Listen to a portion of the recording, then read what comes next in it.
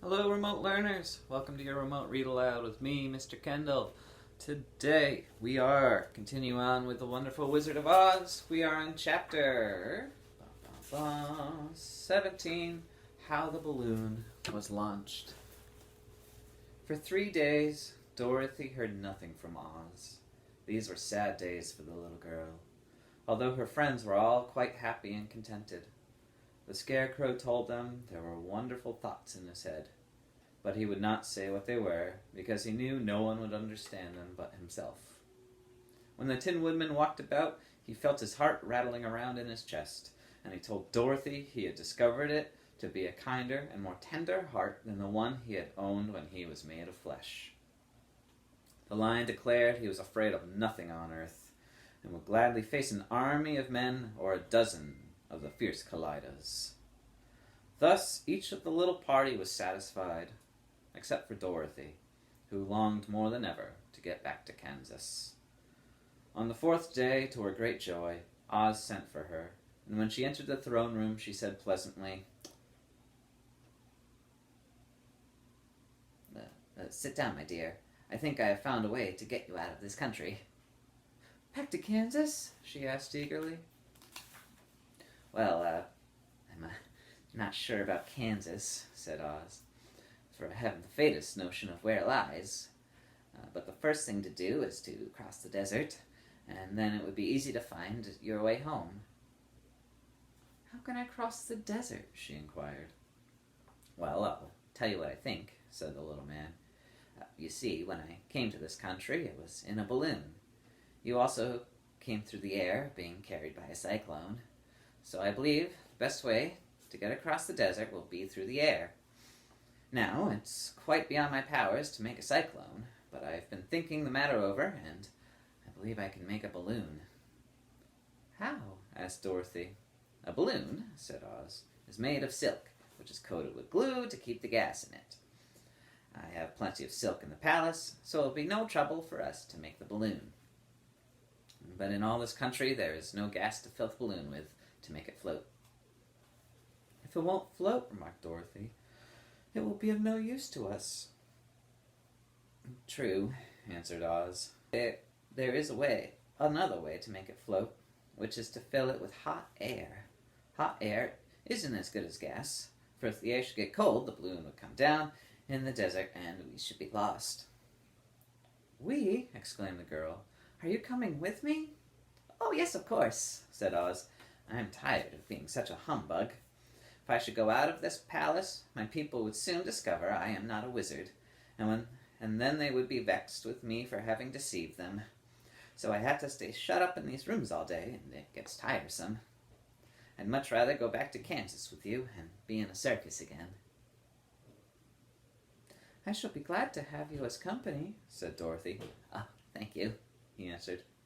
"Now, if you will help me sew the silk together, we will begin work on our balloon." So Dorothy took a needle and thread, and as fast as Oz cut the strips of silk into proper shape, the girl sewed them neatly together. First there was a strip of green silk, then a strip of dark green, and a strip of emerald green, for Oz had a fancy to make the balloon in different shades of the color about them. It took 3 days to sew all the strips together, but when it was finished, they had a bag of green silk more than 20 feet long. Then Oz painted it on the inside with a coat of thin glue to make it airtight, after which he announced that the balloon was ready. But we must have a basket to ride in," he said. So he sent the soldier with the green whiskers for a big clothes basket, which he fastened with many ropes to the bottom of the balloon. When it was all ready, Oz sent word to his people that he was going to make a visit to a great brother wizard who lived in the clouds. The news spread rapidly throughout the city, and everyone came to see the wonderful sight. Oz ordered the balloon carried out in front of the palace, and the people gazed upon it with much curiosity. The Tin Woodman had chopped a big pile of wood, and now he made a fire of it, and Oz held the bottom of the balloon over the fire so that the hot air arose from it and would be caught in the silken bag. Gradually the balloon swelled out and rose into the air until finally the basket just touched the ground.